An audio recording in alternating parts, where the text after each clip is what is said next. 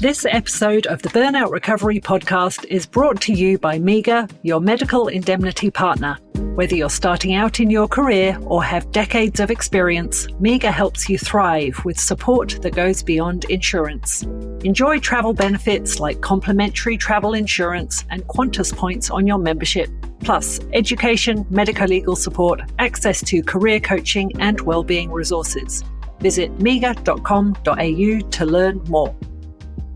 Insurance issued by Medical Insurance Australia, which has not taken into account your objectives or situation. Before you make any decisions about our policies, please read our PDS and consider your needs. Call us for a copy or visit mega.com.au. Burnout isn't just exhaustion. It's carrying too much for too long. Heidi takes the administrative load off clinicians so you can focus on what matters, patient care. Recovery starts with removing what drains you. Try Heidi for free at heidihealth.com. Welcome to the Burnout Recovery Podcast, a guiding resource dedicated to healthcare professionals on their journey to overcoming burnout. Spearheaded by Dr. Joe Braid, a certified professional coach and rehabilitation physician. Hello and welcome back to the Burnout Recovery Podcast. I'm Dr. Joe Braid, and if you're listening to this, there's a chance you're a healthcare professional who's feeling the weight of the challenges in our profession. Today, I want to share something with you that completely shifted how I approach team conversations and problem solving. And it might just change how you see your workplace challenges too. We're talking about appreciative inquiry, focusing on what's working rather than what's broken. And I have some beautiful stories about connection to share with you. So, my word of the year is connected, and I've been amazed already in 15 days of the year when I'm recording this about how this keeps on showing up in unexpected ways.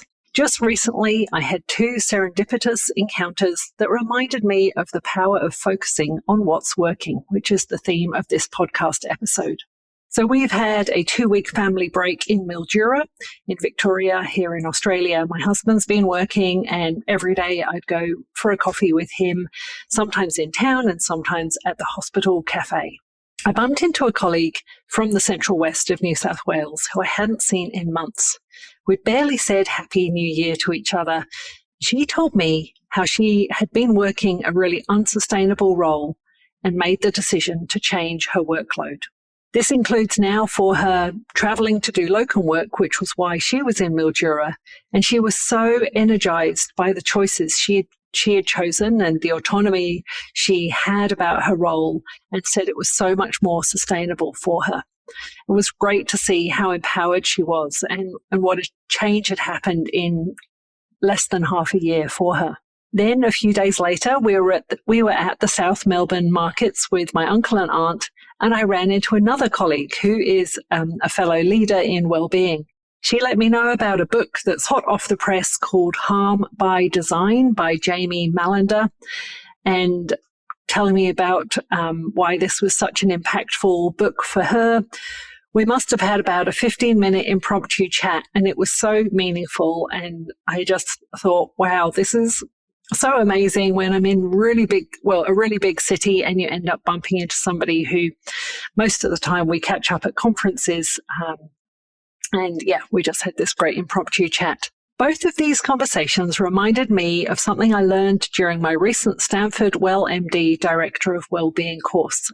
And you'll notice me dropping some of the learnings during these subsequent podcast episodes because it's just been such a rich course with so many learnings. And this helps me consolidate the learning that I've had from this course.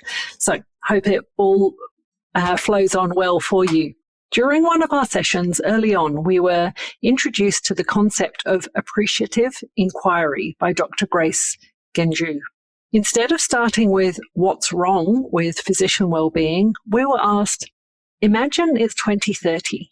What changes have occurred in your practice where you feel professionally fulfilled and resilient every day? And so we broke into small groups of about 6 doctors from around the world. I had one fellow Aussie in my room and the rest were from the US and Canada. It was such a great opening question to discuss. Instead of the usual litany of problems, we were envisioning possibilities. People were leaning in, sharing stories of hope rather than despair. And so what exactly is appreciative inquiry? It's an approach to organizational change that focuses on strengths rather than weaknesses. And the research behind it is really quite compelling. From my Stanford course materials, I learned that Appreciative Inquiry opens communication channels that traditional problem-focused approaches often close. It inspires genuine engagement in the development processes, and it fosters positive work environments, promotes inclusion and belonging, and facilitates knowledge transfer between team members. The American Medical Association has published resources on this, recognizing its power in healthcare settings. When we start a conversation with what's working well instead of what's the problem, we activate different neural pathways, ones associated with creativity and possibility rather than stress and defensiveness. So why do you think back to your last team meeting? Did it start with productivity, metrics and problems, or with recognition of what's going well? Most healthcare meetings follow the deficit model. What's broken, what's behind, what is not working. But research shows this approach actually increases burnout and decreases engagement. Dr. Grace Genju shared that in her psychiatry department, they transformed their monthly staff meetings by starting with appreciative questions. So instead of diving straight into productivity data, they began asking, what's something about our work that made you proud this month? And the change in team dynamics was remarkable. So let's talk about how you can use appreciative inquiry in your daily practice. I'm going to connect this to my framework of sleep, support, mindset, and movement because appreciative inquiry touches all of these areas. So for your mindset, maybe you could start your next team meeting or even your shift with an appreciative question. What's your ideal work experience when everything goes smoothly? Or when we're at our best as a team, what does that look like? Or a short question, share a positive story from this week. Okay, so that's inviting your colleagues, your team to start looking at what's going well. In support building, you could use appreciative inquiry to strengthen colleague relationships. Ask team members to share something positive they observed about another team member's actions. In handovers, how about including one thing that went well during the shift? And during difficult case discussions, you could start with, what did we do well in this situation? Movement. Instead of problem-focused debriefs, try appreciative debriefs. What strengths did we demonstrate today? And what would we want to replicate from this experience? And for yourself, you could reflect on how does movement make me a better healthcare professional? Or why does movement matter for me every day? Because, I'm talking about movement activity here. And finally, for sleep and recovery, in your personal reflection, you could try appreciative inquiry. Before bed, instead of ruminating on what went wrong, you could ask yourself, what went well today? What am I grateful for in my work? And what strengths did I use today?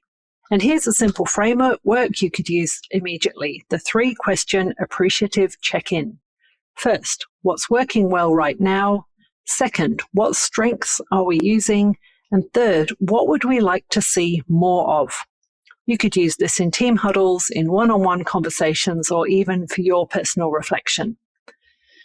So, going forwards, think about one meeting or conversation this week where you will start with an appreciative question.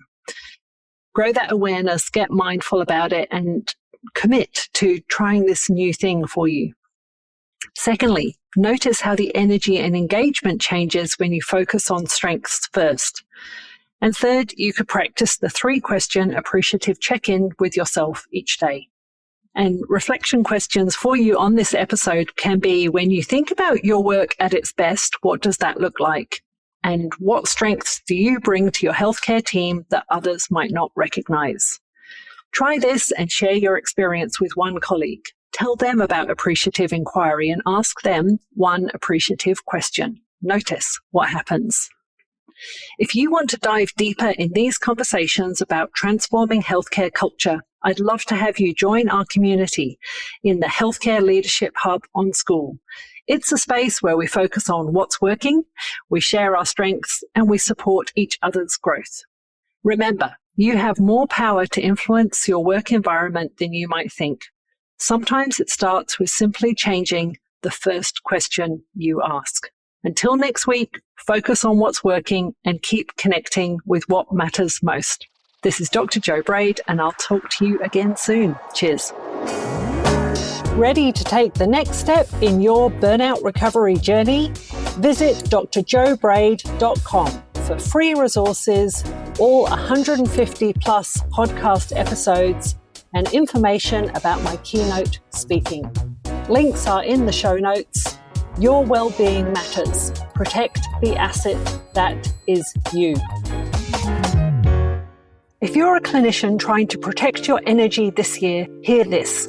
We all know how the invisible work drains us. Those endless notes, follow-ups, and admin tasks that happen after every patient leaves. That's where Heidi comes in, an AI care partner that quietly handles the documentation while you stay focused on what matters, patient care. It's not another system to learn. It's support that actually reduces your cognitive load. Try Heidi for free today at HeidiHealth.com. Be your best you. Rely on MEGA for your protection and support, serving doctors for over 125 years through insurance, education, medical legal advice, and member benefits designed to help you thrive and succeed.